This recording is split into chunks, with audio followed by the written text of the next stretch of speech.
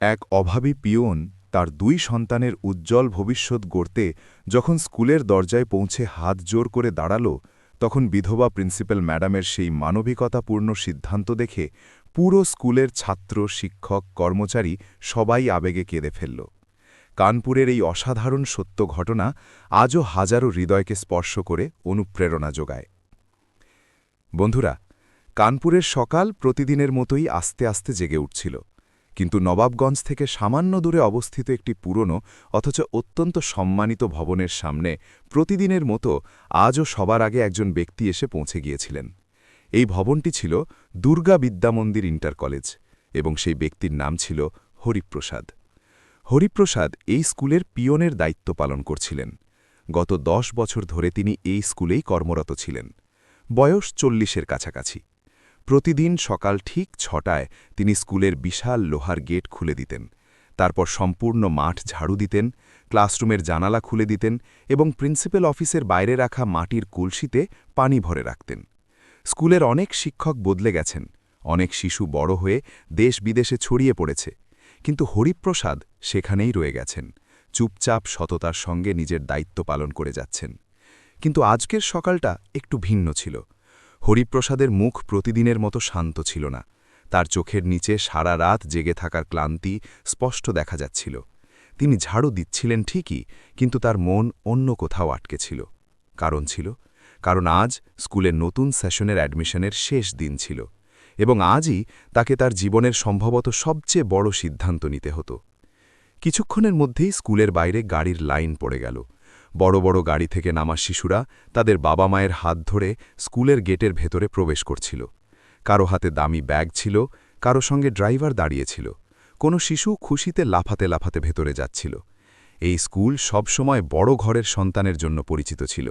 ডাক্তারদের ছেলে, ব্যবসায়ীদের মেয়ে, বড় অফিসারদের সন্তান। এখানে পড়ার সামর্থ্য সবার ছিল না। হরিপ্রসাদ গেটের কাছে দাঁড়িয়ে এসব দেখছিলেন, কিন্তু আজ তার সঙ্গে দুটি ছোট ছোট হাতও ছিল যা তার হাত ধরেছিল। তার ১০ বছরের ছেলে অভয় এবং ৮ বছরের ছোট মেয়ে পল্লবী। দুজনেই খুব সাধারণ পোশাকে ছিল। অভয় একটি হালকা নীল রঙের শার্ট পরেছিল, যা হয়তো কোনো পুরনো কাপড় দিয়ে সেলাই করা হয়েছিল, এবং পল্লবীর চুলে দুটি ছোট ছোট বিনুনি বাঁধা ছিল। কিন্তু দুজনের চোখেই এক উজ্জ্বলতা ছিল, যেন কোনো বড় স্বপ্নের দরজায় দাঁড়িয়ে আছে। পল্লবী ধীরে ধীরে তার বাবার আঙুল চেপে ধরল এবং মাসুম গলায় জিজ্ঞেস করল, বাবা, আমরাও কি এই স্কুলেই পড়ব? হরিপ্রসাদ এক মুহূর্তের জন্য তার দিকে তাকালেন। সেই মাসুম প্রশ্নে এত আশা ছিল যে তার বুক ভরে এলো। তিনি তক্ষুনি হাসার চেষ্টা করলেন এবং পল্লবীর মাথায় হাত বুলিয়ে বললেন, হ্যাঁ মা, যদি ভগবান চান তো তোমরা দুজনেই এখানেই পড়বে। কিন্তু এটা বলার সময় তার মনের ভেতরে একটা ভয়ও বসেছিল। তিনি জানতেন যে এই স্কুলের ফি তার সাধ্যের অনেক বাইরে। তার মাসের বেতন দিয়ে সংসার চালানোই কঠিন হয়ে পড়ত। তার স্ত্রী সাবিত্রীর মৃত্যু ৩ বছর হয়ে গেছে। একটি দীর্ঘ অসুস্থতা তাকে ধীরে ধীরে দুর্বল করে দিয়েছিল, এবং চিকিৎসার জন্য হরিপ্রসাদ যেটুকু সঞ্চয় করেছিলেন তাও শেষ হয়ে গিয়েছিল। সেদিনের পর থেকে হরিপ্রসাদ একাই অভয় এবং পল্লবীর পৃথিবী হয়ে গিয়েছিলেন, বাবাও আবার মাও। কিন্তু একটি স্বপ্ন তিনি কখনো ছাড়েননি। তিনি চেয়েছিলেন তার সন্তানরা পড়ুক, এগিয়ে যাক এবং সেই জীবন যাপন করুক যা তিনি কখনো পাননি। অনেক সময় রাতে যখন বাচ্চারা ঘুমিয়ে পড়ত, তখন তিনি পুরনো খবরের কাগজ বা বই নিয়ে অভয়কে পড়াতে শুরু করতেন। স্কুলের বাইরে পড়ে থাকা পুরনো ব্ল্যাকবোর্ডে তিনি চক দিয়ে শব্দ লিখে বাচ্চাদের বোঝাতেন। অভয় খুব মেধাবী ছিল। পল্লবীও তার ভাইয়ের সাথে বসে সব মন দিয়ে শুনত। সেই সময় স্কুলের ভেতর থেকে ঘণ্টার শব্দ এলো। শিশুরা নিজ নিজ ক্লাসের দিকে যেতে লাগল। হরিপ্রসাদের মনে হঠাৎ এক অস্থিরতা বাড়তে লাগল। তার মনে পড়ল যে আজই অ্যাডমিশনের শেষ দিন। যদি আজ তিনি সাহস না সঞ্চয় করেন, তবে হয়তো তার সন্তানদের স্বপ্ন চিরকালের জন্য স্বপ্নই রয়ে যাবে। তিনি একটা লম্বা শ্বাস নিলেন এবং বাচ্চাদের হাত ধরে ধীরে ধীরে প্রিন্সিপাল অফিসের দিকে এগোতে লাগলেন। এটি সেই অফিস ছিল যেখানে বসতেন সুষমা দ্বিবেদী, স্কুলের প্রিন্সিপাল। পুরো কানপুরে তার নাম একজন কঠোর কিন্তু সৎ প্রিন্সিপাল হিসেবে পরিচিত ছিল। স্কুলের প্রতিটি নিয়ম তিনি খুব কঠোরভাবে পালন করাতেন। অনেক শিক্ষক তাকে একটু ভয়ও পেতেন। হরিপ্রসাদ অফিসের দরজার বাইরে এসে থেমে গেলেন। তার পা হঠাৎ ভারী হয়ে গেল। ভেতরে যাওয়ার সাহস যেন তার পায়েই আটকে গেল। তার মাথায় অনেক কণ্ঠস্বর ঘুরতে লাগল। যদি ম্যাডাম মানা করে দেন, যদি তিনি বলে দেন যে পিয়নের সন্তানদের জন্য এই স্কুল নয়। অভয় ধীরে ধীরে তার বাবার দিকে তাকালো এবং বলল, বাবা, আপনি ভেতরে কেন যাচ্ছেন না? হরিপ্রসাদ বাচ্চাদের দিকে তাকালেন। তাদের দুজনের চোখে যে আশা ছিল তা তার ভয়কে একটু ছোট করে দিল। তিনি মনে মনে ভগবানকে ডাকলেন এবং ধীরে ধীরে অফিসের দরজায় টোকা দিলেন। প্রিন্সিপাল অফিসের দরজা খুলে যখন হরিপ্রসাদ ভেতরে এলেন তখন ঘরে সেই পরিচিত নীরবতা ছিল, যা প্রায়ই কোনো বড় সিদ্ধান্তের আগে হয়। সামনে বড় টেবিলের পেছনে সুষমা দ্বিবেদী বসেছিলেন। তার চোখে হালকা চশমা ছিল এবং সামনে কিছু ফাইল খোলা ছিল। কানপুরের এই মর্যাদাপূর্ণ স্কুলে তার নাম কঠোর কিন্তু ন্যায়পরায়ণ প্রিন্সিপাল হিসেবে নেওয়া হতো। স্কুলের প্রতিটি নিয়ম তার কাছে খুব গুরুত্বপূর্ণ ছিল, তাই স্টাফ থেকে শুরু করে ছাত্রছাত্রী সবাই তাকে সম্মান করত এবং কিছুটা ভয়ও পেত। হরিপ্রসাদ অনেক বছর ধরে তাকে দেখে আসছেন, কিন্তু আজ তার সামনে দাঁড়াতে গিয়ে তার হৃৎস্পন্দন কিছুটা বেশিই বেড়ে গিয়েছিল। হরিপ্রসাদ ভেকরে আসতেই মাথা নিচু করলেন এবং হাত জোড় করে নমস্কার করলেন। তার পেছনে অভয় এবং পল্লবীও চুপচাপ দাঁড়িয়েছিল। দুই শিশুর নজর ঘরের বড় বড় আলমারি এবং দেওয়ালে টাঙানো পুরস্কারগুলোর ওপর আটকে গেল। সুষমা ম্যাডাম প্রথমে ফাইল থেকে নজর তুললেন, তারপর ধীরে ধীরে তার নজর হরিপ্রসাদের ওপর স্থির হল এবং তারপর সেই দুই শিশুর ওপর গিয়ে থামল, যারা কিছুটা সংকোচ আর কিছুটা আশা নিয়ে সেখানে দাঁড়িয়েছিল। কিছুক্ষণ তিনি কোনো কথা না বলে তাদের দিকে তাকিয়ে রইলেন, যেন তার মনে কোনো পুরনো স্মৃতি ধীরে ধীরে জেগে উঠছে। আসলে হরিপ্রসাদ তার কাছে শুধু স্কুলের একজন কর্মচারী ছিলেন না। গত বছরের একটি ঘটনা তার মনে হরিপ্রসাদের জন্য আলাদা জায়গা তৈরি করে দিয়েছিল। সেটি ছিল শীতের দিন, যখন হঠাৎ এক সকালে স্কুলেই তার শরীর খারাপ হয়ে গিয়েছিল। প্রচণ্ড জ্বর এবং দুর্বলতার কারণে তার পক্ষে দাঁড়িয়ে থাকাও কঠিন হয়ে পড়ছিল। স্টাফের কিছু লোক ঘাবড়ে গিয়েছিল, কিন্তু সেই সময় সবার আগে যে লোকটি দৌড়ে এসেছিলেন সে হরিপ্রসাদই ছিলেন। তিনি দেরি না করে পাশের ওষুধের দোকান থেকে ওষুধ এনে দিলেন। তারপর ডাক্তারকে ডাকার জন্য ছুটলেন এবং যখন ডাক্তার বিশ্রামের পরামর্শ দিলেন তখন নিজেই তাকে গাড়িতে বসিয়ে তার বাড়ি পর্যন্ত পৌঁছে দিতে গিয়েছিলেন। সেদিনের পর অনেক দিন পর্যন্ত, যতদিন না তার শরীর পুরোপুরি ঠিক হয়েছে, হরিপ্রসাদ প্রতিদিন স্কুলের পর তার বাড়ি যেতেন। কখনো ওষুধ নিয়ে আসতেন, কখনো বাজার থেকে সবজি বা দুধ নিয়ে আসতেন, কখনো বাড়ির বাইরের ছোটখাটো কাজ করে দিতেন। তিনি কখনো এটা অনুভব হতে দেননি যে তিনি কোনো বড় উপকার করছেন। একদিন সুষমা ম্যাডাম তাকে পরিষ্কার বলে দিয়েছিলেন যে এখন তার আর প্রতিদিন আসার প্রয়োজন নেই। কিন্তু হরিপ্রসাদ সেদিন খুব সহজভাবে বলেছিলেন যে ম্যাডাম, আপনি স্কুলের প্রিন্সিপাল, কিন্তু আমাদের জন্য তো ঘরের বড়দের মতো। যদি আপনিই ঠিক না থাকেন তবে স্কুল কিভাবে চলবে? সেদিন তার এই সাধারণ কথাটি শুনে সুষমা ম্যাডাম কিছুক্ষণ চুপ করে গিয়েছিলেন, কারণ এত বছরের চাকরিতে তিনি অনেক ধরনের মানুষ দেখেছিলেন, কিন্তু এত স্বচ্ছ নিয়তের মানুষ খুব কম পাওয়া যায়।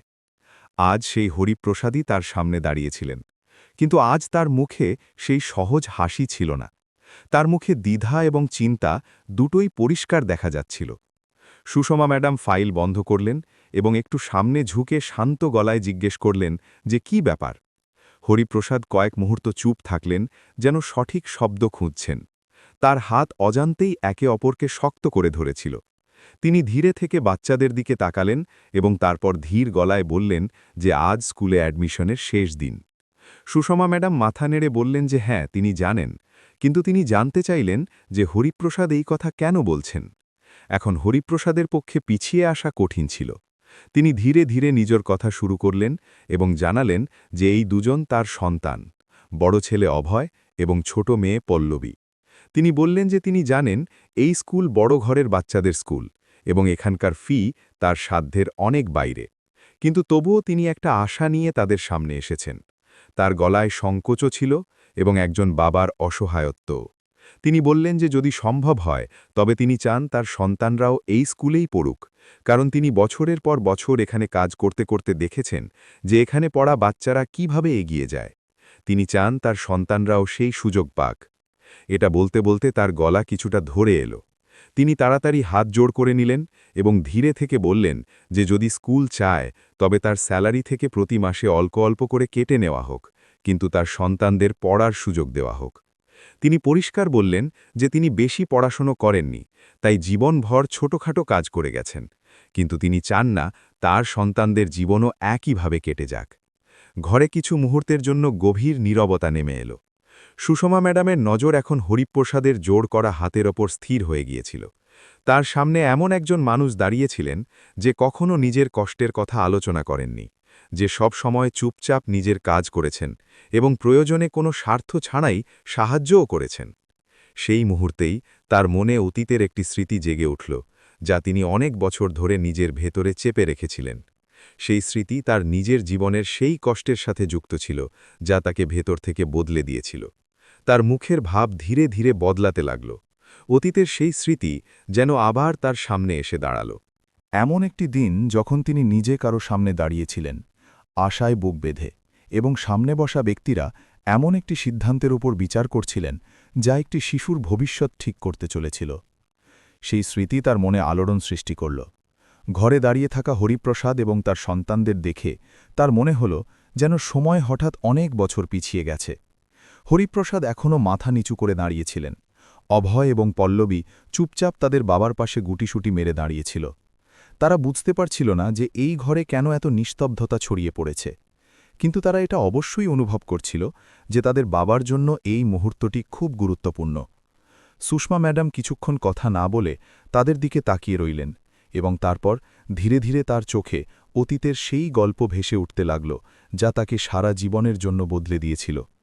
তার মনে পড়ল কিভাবে একটি দুর্ঘটনা তার নিজের পরিবারকে ভেঙে দিয়েছিল, এবং কিভাবে সেই ঘটনাই তার মনে এই সংকল্প জাগিয়ে দিয়েছিল যে কোনো শিশুর পড়াশোনা শুধু টাকার জন্য যেন কখনো না থামে।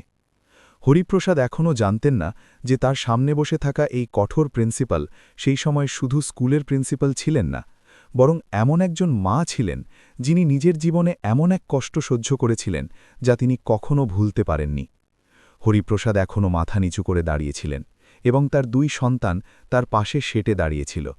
ঘরের জানালা দিয়ে আসা হালকা রোদ টেবিলের ফাইলের ওপর পড়ছিল, কিন্তু সুষমা দ্বিবেদী নজর সেই ফাইলের ওপর ছিল না। তার চোখ কোথাও দূরে অতীতের দিকে চলে গিয়েছিল, যেন সামনে থাকা এই দৃশ্য তাকে অনেক বছর পেছনে টেনে নিয়ে যাচ্ছিল। কিছুক্ষণ তিনি কথা না বলে বসে রইলেন। হরিপ্রসাদের মনে হতে লাগল যে হয়তো তিনি অনেক বড় কথা বলে ফেলেছেন। তার নিজের গলার স্বর মনে পড়ছিল, যখন তিনি হাত জোড় করে তার সন্তানদের জন্য পড়ার সুযোগ চেয়েছিলেন। তার মনে ভয়ও ছিল এবং আশাও, কিন্তু সুষমা ম্যাডামের নীরবতা তাকে অস্থির করে তুলছিল। ওদিকে সুষমা ম্যাডামের মনে একটি পুরনো গল্প জেগে উঠেছিল। সেই গল্প তার নিজের জীবনের ছিল, এমন একটি অধ্যায় যা তিনি কখনো ভুলতে পারেননি। অনেক বছর আগে যখন তার স্বামী অমর দ্বিবেদী বেঁচে ছিলেন, তখন তাদের জীবন সম্পূর্ণ আলাদা ছিল। অমর দ্বিবেদী কানপুরের একটি কলেজে প্রফেসর ছিলেন এবং খুব সরল স্বভাবের মানুষ ছিলেন। তার একটাই স্বপ্ন ছিল যে তার ছেলে পড়াশোনা করে একজন বড় মানুষ হোক। তাদের ছোট পরিবারটি খুব সুখী ছিল। বিকেলে অমর কলেজ থেকে ফিরলে তিনজন একসাথে বসে চা খেতেন, কথা বলতেন এবং নিজের ছেলের ভবিষ্যতের স্বপ্ন দেখতেন। কিন্তু জীবন সবসময় মানুষের স্বপ্নের হিসেবে চলে না। এক বিকেলে অমর দ্বিবেদী কলেজ থেকে বাড়ি ফিরছিলেন যখন পথে তার অ্যাক্সিডেন্ট হয়ে যায়। সেই দুর্ঘটনা এতটাই ভয়াবহ ছিল যে হাসপাতালে পৌঁছানোর আগেই তার শ্বাস থেমে যায়। সেই একটি ঘটনা সুষমার পুরো পৃথিবী বদলে দিল। হঠাৎ তিনি একা হয়ে গিয়েছিলেন, একটি ছোট শিশুর মা, এবং একজন এমন নারী যার সামনে এখন জীবনের দীর্ঘ এবং কঠিন পথ দাঁড়িয়েছিল। সেই সময় তাদের ছেলে আদর্শের বয়স ছিল মাত্র 12 বছর। সে খুব মেধাবী শিশু ছিল এবং পড়াশোনায় সব সময় প্রথম হতো। অমরের সবচেয়ে বড় ইচ্ছার এটাই ছিল যে তার ছেলে একদিন অনেক বড় অফিসার হোক। কিন্তু স্বামীর চলে যাওয়ার পর সুষমার জীবন যেন তছনছ হয়ে গেল। ঘর চালানোর দায়িত্ব, বাচ্চার পড়াশোনা, সমাজের প্রশ্ন সবকিছু একসাথে তার কাঁধে এসে পড়ল। তিনি হিম্মত হারাননি। অনেক সংগ্রামের পর তিনি নিজের পড়াশোনা শেষ করেন এবং ধীরে ধীরে শিক্ষকের চাকরি পান। বছরের পর বছর কঠোর পরিশ্রমের পর তিনি আজ এই স্কুলের প্রিন্সিপাল হয়েছেন। কিন্তু এই সফরে একটি কষ্ট এমন ছিল যা সবসময় তার মনে বিধিত। তার ছেলে আদর্শের পড়াশোনা একসময় টাকার অভাবে বন্ধ হওয়ার উপক্রমে পৌঁছে গিয়েছিল। তার আজও সেই দিনটি মনে আছে যখন তিনি একটি বড় স্কুলের অফিসে দাঁড়িয়েছিলেন। সামনে বসে থাকা লোকেরা ফি এবং নিয়মের কথা বলছিলেন এবং তিনি হাত জোড় করে শুধু একটি সুযোগ চাইছিলেন, যাতে তার ছেলের পড়াশোনা না থামে। সেদিন তিনি প্রথমবার অনুভব করেছিলেন যে টাকার অভাব মানুষকে কতটা ছোট করে দেয়। যদিও পরে তিনি কোনোভাবে পরিস্থিতি সামলে নিয়েছিলেন, কিন্তু সেদিনের সেই অসহায়ত্ব তার মনে চিরকালের জন্য গেঁথে গিয়েছিল। সেদিনই তিনি মনে মনে একটি সংকল্প নিয়েছিলেন। তিনি ঠিক করেছিলেন যদি জীবন কখনো তাকে এমন সুযোগ দেয় যেখানে তিনি কোনো শিশুর ভবিষ্যতের সিদ্ধান্ত নিতে পারেন, তবে তিনি কখনো টাকাকে কোনো শিশুর পড়াশোনার মাঝে আসতে দেবেন না। আজ যখন তিনি হরিপ্রসাদ এবং তার সন্তানদের নিজের সামনে দাঁড়িয়ে থাকতে দেখছিলেন, তখন তার সেই পুরনো দিনের কথা মনে পড়ে গিয়েছিল। পার্থক্য শুধু এটুকুই ছিল যে সেদিন তিনি নিজে একজন মা হয়ে কারো কাছে আকুতি করছিলেন, আর আজ একজন বাবা একইভাবে তার সামনে দাঁড়িয়েছিলেন। ঘরে নীরবতা এখনও ছড়িয়েছিল। হরিপ্রসাদের মনে হতে লাগল যে হয়তো তিনি তার যোগ্যতার চেয়ে বেশি বড় আশা করে ফেলেছেন। তিনি ধীরে ধীরে তার হাত নামিয়ে নিলেন এবং খুব নিচু গলায় বললেন যে যদি এটি সম্ভব না হয় তবে কোনো কথা নেই, তিনি বুঝতে পারবেন। তার গলায় এক অদ্ভুত ক্লান্তি ছিল, যেন তিনি আগেই হার মেনে নিয়েছেন। কিন্তু তখনই সুষমা ম্যাডাম ধীরে থেকে মাথা তুললেন। তার নজর সরাসরি অভয় এবং পল্লবীর ওপর গেল। দুই শিশু ঘাবড়ে গিয়ে দাঁড়িয়েছিল, কিন্তু তাদের চোখে একটি মাসুম আশা এখনও জলজল করছিল। কিছুক্ষণ তিনি তাদের দিকে তাকিয়ে রইলেন এবং তারপর ধীরে ধীরে চেয়ার ছেড়ে উঠে দাঁড়ালেন। হরিপ্রসাদ তৎক্ষণাৎ মাথা আরও নিচু করে নিলেন। তার মনে হল এখন হয়তো তাকে প্রত্যাখ্যান শুনতে হবে। কিন্তু পরবর্তী মুহূর্তে যা হলো তা তিনি কল্পনাও করেননি। সুষমা ম্যাডাম ধীরে ধীরে তার কাছে এলেন এবং শান্ত গলায় বললেন যে হরিপ্রসাদ, তুমি অনেক বছর স্কুলের সেবা করেছ, তুমি কখনো নিজের জন্য কিছু চাওনি। আজ প্রথমবার তুমি তোমার সন্তানদের জন্য কিছু বলেছ, এবং তাও এত বিনম্রতার সাথে। হরিপ্রসাদ মাথা তুলে তার দিকে তাকালেন। তার মুখে বিস্ময় পরিষ্কার দেখা যাচ্ছিল। সুষমা ম্যাডামের গলা এখন আগের চেয়ে অনেক নরম হয়ে গিয়েছিল। তিনি বললেন যে প্রতিটি শিশু পড়াশোনার অধিকার রাখে, তার বাবার কাজ যাই হোক না কেন। তিনি অভয় এবং পল্লবীর দিকে তাকিয়ে বললেন যে এই শিশুদের চোখে যে স্বপ্ন আছে তা শুধু টাকার জন্য ভেঙে যেতে দেওয়া যায় না। হরিপ্রসাদ কিছুই বুঝতে পারছিলেন না যে তিনি কি শুনছেন, কিন্তু সুষমা ম্যাডাম এখনও থামেননি। তিনি ধীরে থেকে বললেন যে আজ থেকে অভয় এবং পল্লবী শুধু এই স্কুলের ছাত্র হবে না, বরং তার দায়িত্বও হবে। এটি শুনতেই হরিপ্রসাদের চোখ কপালে উঠল। তার মনে হল হয়তো তিনি ভুল শুনেছেন। কিন্তু সুষমা ম্যাডামের পরের কথাটি পুরো ঘরের পরিবেশই বদলে দিল। তিনি পরিষ্কার ভাষায় বললেন যে এই দুই শিশুর পড়াশোনার পুরো দায়িত্ব স্কুল নেবে। তাদের ফি মকুব হবে, বই এবং ইউনিফর্মও স্কুলের পক্ষ থেকে দেওয়া হবে। হরিপ্রসাদ কিছুক্ষণ সেখানেই দাঁড়িয়ে রইলেন। তার চোখে হঠাৎ জল ভরে এলো। তিনি বুঝতে পারছিলেন না যে তিনি কি বলবেন। তিনি শুধু এটুকু অনুভব করছিলেন যে আজ তার জীবনের সবচেয়ে বড় স্বপ্ন সত্যি হয়ে গেছে। সেদিন প্রিন্সিপাল অফিসে যে সিদ্ধান্ত হয়েছিল তার খবর ধীরে ধীরে পুরো স্কুলে ছড়িয়ে পড়ল। প্রথমে তো কেউ বিশ্বাসই করতে পারল না যে দুর্গাবিদ্যা মন্দিরের মতো বড় স্কুলে একজন পিওনের বাচ্চাদের অ্যাডমিশন হয়ে গেছে, এবং তাও বিনা ফিতে। কিছু শিক্ষক অবাক হয়েছিলেন, কিছু শিক্ষক চুপচাপ ভাবনায় পড়ে গিয়েছিলেন, এবং কয়েকজনের কাছে এই সিদ্ধান্তটি একটু অদ্ভুত লেগেছিল। কিন্তু সুষমা দ্বিবেদীর সিদ্ধান্তই ছিল চূড়ান্ত, তাই কেউ খোলামেলা কিছু বলেনি। হরিপ্রসাদ সেদিন যখন তার সন্তানদের নিয়ে বাড়ি ফিরলেন, তখন তার পা মাটিতে পড়ছিল না। তার চোখে বারবার জল আসছিল। তিনি কখনো ভাবেননি যে তার জীবনে এমন দিন আসবে যখন তার সন্তানরা সেই স্কুলেই পড়বে যেখানে তিনি প্রতিদিন ঝাড়ু দেন এবং গেট খোলেন। বাড়ি পৌঁছতেই পল্লবী খুশিতে লাফিয়ে উঠল এবং বলল যে এখন সেও সেই স্কুলেই পড়বে যেখানে এত বড় বড় ঘরের বাচ্চারা পড়ে। অভয় চুপ ছিল, কিন্তু তার চোখে এক অদ্ভুত চমক ছিল। সে হয়তো বুঝতে পারছিল যে তার বাবা তার জন্য কত বড় লড়াই লড়েছেন।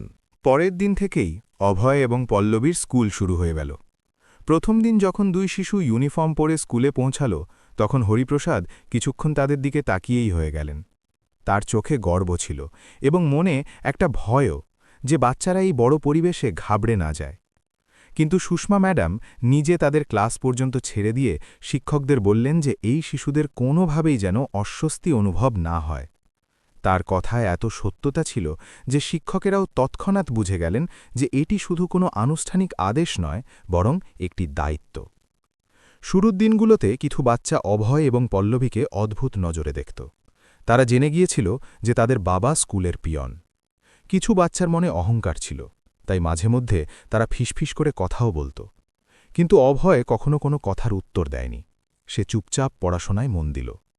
তার সবসময় তার বাবার নিচু হয়ে থাকা চোখগুলো মনে পড়ত, যখন তিনি প্রিন্সিপালের সামনে হাত জোড় করে পড়ার সুযোগ চেয়েছিলেন। বাড়ি ফেরার পরেও তার পড়াশোনা শেষ হতো না। সে পুরনো টেবিলে বসে রাত পর্যন্ত পড়তে থাকত। অনেক সময় হরিপ্রসাদ ক্লান্ত হয়ে ঘুমিয়ে পড়তেন, কিন্তু অভয়ের বইয়ের পাতা গভীর রাত পর্যন্ত উল্টাতে থাকত। পল্লবীও তার ভাইয়ের সাথে বসে পড়ত। দুই ভাইবোন জানত যে এই সুযোগ তারা অনেক কষ্টে পেয়েছে এবং এটি হারানো যাবে না। সময় ধীরে ধীরে কাটতে লাগল। বছরের পর বছর অভয়ের পরিশ্রম ফল দিতে শুরু করল। সে প্রতিটি পরীক্ষায় ভালো নম্বর আনতে লাগল। শিক্ষকেরাও তার একাগ্রতা দেখে মুগ্ধ হতে লাগলেন। স্কুলের কিছু বাচ্চা যারা আগে তাকে অন্য নজরে দেখত, এখন তারা তার খাতা চেয়ে পড়তে লাগল। ধীরে ধীরে মানুষের চিন্তাভাবনা বদলাতে লাগল। সুষমা ম্যাডাম প্রায়ই দূর থেকে অভয়কে দেখতেন। যখনই তিনি তাকে পড়তে বা কোনো প্রশ্নের উত্তর দিতে দেখতেন, তার মুখে হালকা তৃপ্তি চলে আসত। তার মনে হতো সেদিন তিনি যে সিদ্ধান্ত নিয়েছিলেন তা ভুল ছিল না। ওদিকে হরিপ্রসাদের জীবন এখনও আগের মতোই ছিল। তিনি প্রতিদিন সকালে একইভাবে গেট খুলতেন, ঝাড়ু দিতেন এবং সারা স্কুল জুড়ে ছোটখাটো কাজ করতেন।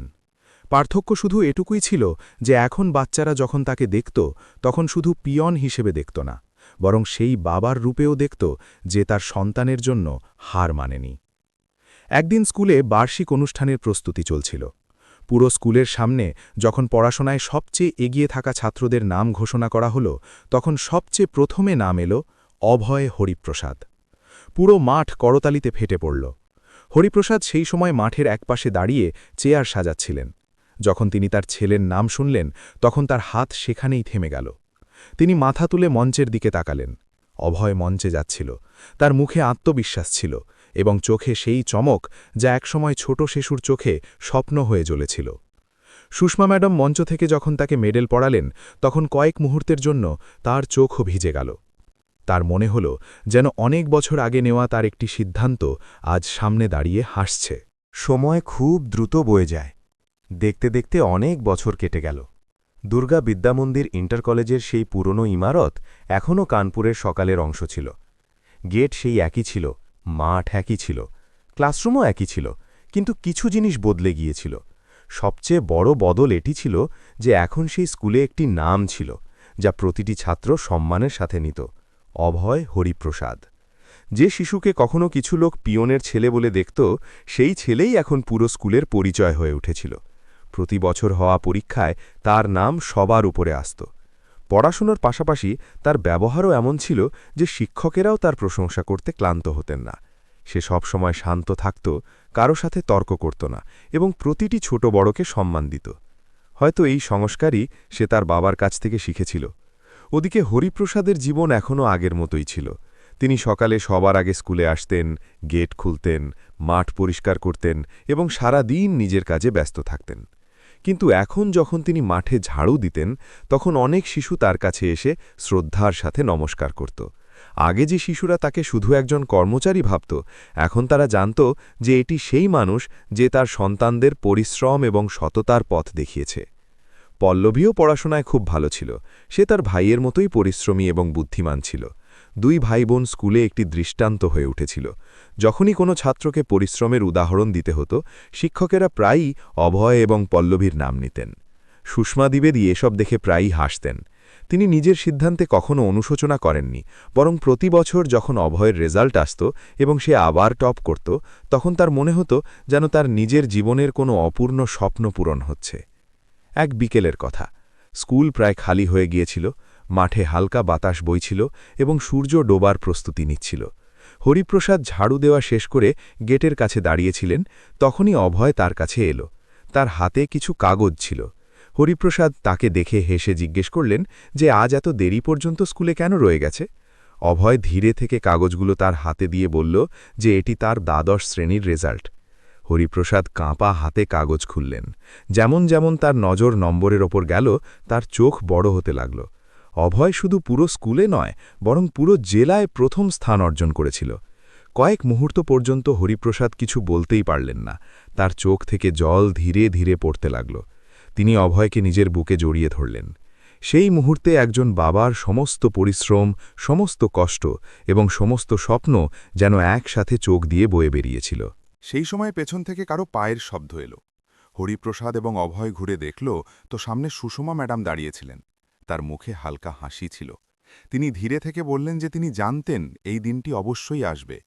তিনি অভয়ের কাঁধে হাত রেখে বললেন যে এখন তার সামনে জীবনের আরও বড় পথ খুলতে চলেছে। যদি সে একইভাবে পরিশ্রম করতে থাকে, তবে একদিন সে অনেক বড় অফিসার হতে পারবে। অভয় নিচু হয়ে তার পা ছুল। তার চোখে সম্মান পরিষ্কার দেখা যাচ্ছিল। সে ধীরে থেকে বলল যে যদি সেদিন তিনি তার বাবার কথা না মানতেন, তবে হয়তো আজ সে এখানে কখনো পৌঁছতে পারত না। সুষমা ম্যাডাম তার কথা শুনে শুধু এটুকু বললেন যে মানুষের আসল উচ্চতা তার স্বপ্ন দিয়ে ঠিক হয় এবং অভয়ের স্বপ্ন সবসময় বড় ছিল। সেদিনের পর অভয় একটি নতুন লক্ষ্য স্থির করল। সে আইএএস অফিসার হতে চেয়েছিল। এর জন্য তাকে কানপুর ছেড়ে সামনের পড়াশোনা করতে হতো। হরিপ্রসাদের জন্য এই সিদ্ধান্ত সহজ ছিল না। তিনি তার ছেলের থেকে দূরে হওয়ার কথা ভেবেই আবেগপ্রবণ হয়ে পড়তেন। কিন্তু তিনি এটাও জানতেন যে স্বপ্ন পূরণ করার জন্য কখনো কখনো দূরত্ব জরুরি হয়। কিছুদিন পর যখন অভয় কানপুরের বাইরে পড়াশোনার জন্য যেতে লাগল, তখন স্কুলের গেটে একটি ছোট দৃশ্য ছিল যা দেখে অনেক মানুষের চোখ ভিজে গিয়েছিল। হরিপ্রসাদ তার ছেলেকে বিদায় জানাচ্ছিলেন এবং তার পাশে দাঁড়িয়েছিলেন সুষমা দ্বিবেদী। অভয় দুজনেরই পা ছুল এবং একটি কথাই বলল, সে যেখানেই যাবে তাদের আশাকে কখনো ভাঙতে দেবে না। সেদিন কেউ জানত না যে আশার কয়েক বছরে এই ছেলেটি আরও একবার সেই স্কুলেই ফিরবে, কিন্তু এবার তার নামের আগে শুধু অভয় থাকবে না, বরং এমন একটি পদ থাকবে যা শুনে পুরো শহর গর্ব অনুভব করবে।